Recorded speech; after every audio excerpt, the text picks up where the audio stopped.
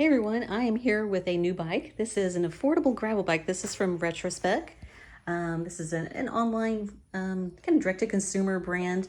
They might have some stores, I'm not sure, but I've been an affiliate of them for quite a while, and I've been looking at their products. They have several affordable bikes, and I really wanted to try them and just see if they're any good, if I can recommend them or not. But this is the Amok. This is a $500 gravel bike. And if you've noticed lately, if you've been searching for an affordable gravel bike, you've probably come across the one from Walmart. Everybody's kind of been raving about that. There's a zillion videos on it. And I might try that in the future. I don't know if the sizing is going to work out for me with that. But that was like $248 or something really cheap, but getting good reviews. This is $500. And we'll see if it's any better than that. But anyway, I just kind of want to go over the specs here today. I just put it together yesterday. I finished getting it all assembled, getting things adjusted. The brakes needed some adjusting. They were a little bit off. I did have to replace the rotor on here. It did come a little bit warped, and luckily I had a spare up there. So I did replace that. Other than that, as far as shipping damage goes, there was a little bit right here. This is the only shipping damage that I've noticed, and that's kind of a little bit bummer. But anyway, this is called Saffron Yellow. This also comes in, I think it's called Matte Boulder. It's kind of a gray matte finish. It looks really good too. I do love the look of this bike. Really all the bikes from Retrospec. They kind of have that kind of almost a vintage vibe to it. This one not so much, but a lot of their bikes do have that. And I do love just the little design touches here. We've got this here kind of little collar. It looks nice. I know. I'm kind of a sucker for things like that. But anyway, something else I really loved about it is that there are tons of mounts on here. And usually you don't get that on a budget bike like this. So we got our top two mount here, bottle cage mounts, plenty of here in the frame, and even a 3-pack here on the fork. And I haven't removed the sticker here yet.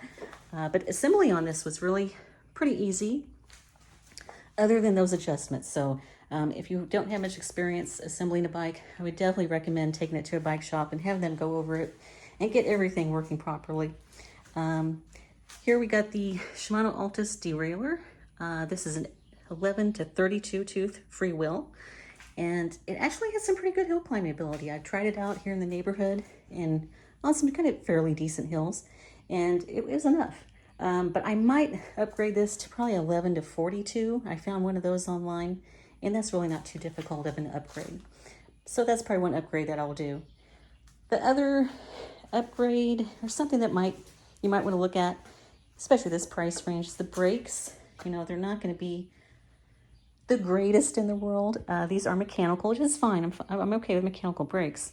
But they did need quite a bit of adjusting. We'll see how they do over time. They kind of gave me a really bad impression at first because they were just so far out of adjustment. And luckily, they're doing pretty good now. Well, we'll see how they do on the tougher hills. I'll be taking on the trail here pretty soon with some pretty sizable hills. We'll see if it holds up. But I do want to say, with the riding that I have done with it, just around the neighborhood, around the block, you know, a few times, it's really comfortable. It's got a good ride quality to it. I think the frame geometry on this is really good. It's not a jarring ride. A lot of that is thanks to the steel fork up here. That's going to provide a lot of vibration dampening. Obviously, at this price point, you're not going to get a carbon fork. But if it had an aluminum fork, it would be more of a jarring ride. So I was really happy to see it was equipped with that. And plus, it's just going to be a lot stronger. So if you wanted to put racks up here, you know, you could put a low rider rack on here, and it's going to be definitely strong enough to carry some weight up front. Back here, we do have mounts for a rear rack, or if you wanted to put a mud guard back here, possibly fenders. I see here that would go for the rack. I don't know if I see an eyelet or anything for some fenders, but maybe you can just get a mud guard on here. This does have 700C by 40 mil tires.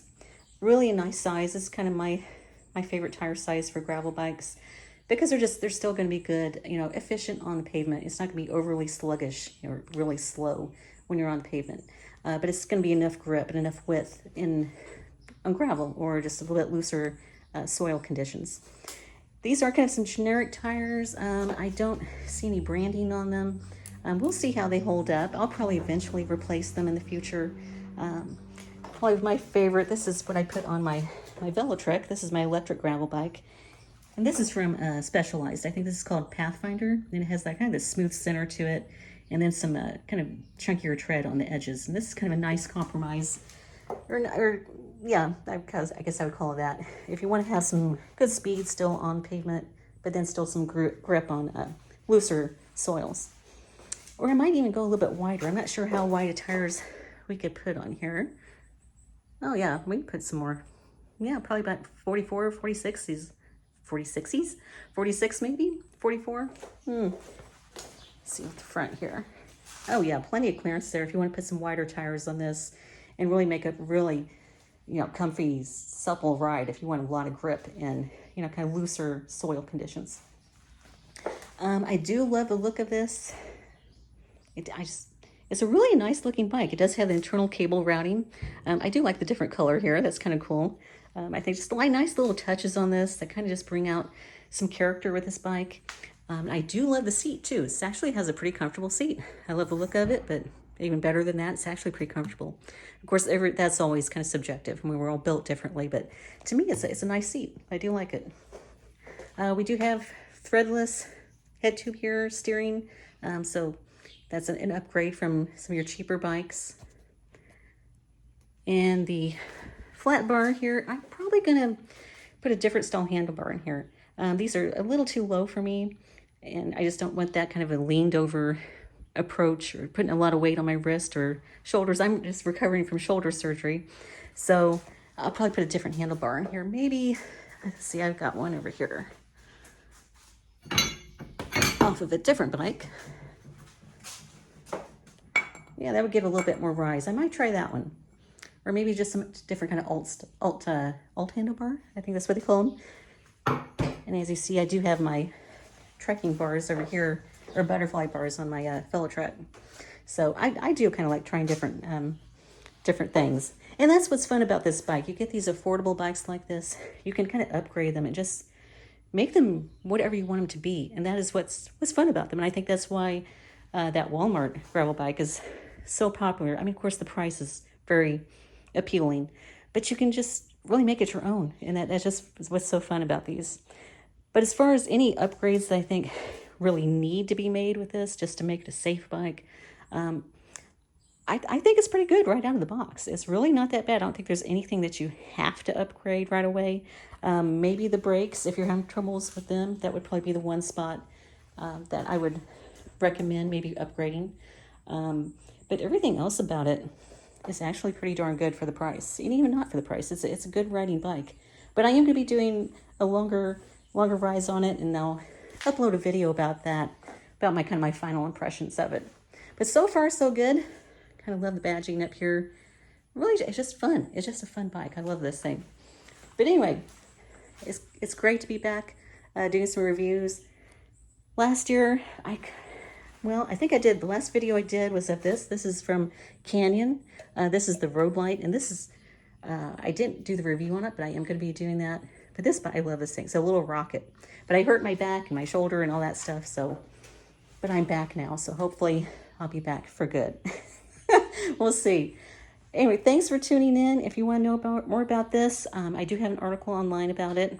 You can visit the website. There's more details, the specs on it. And I'll be talking more about this bike and then the upgrades that I might do to it.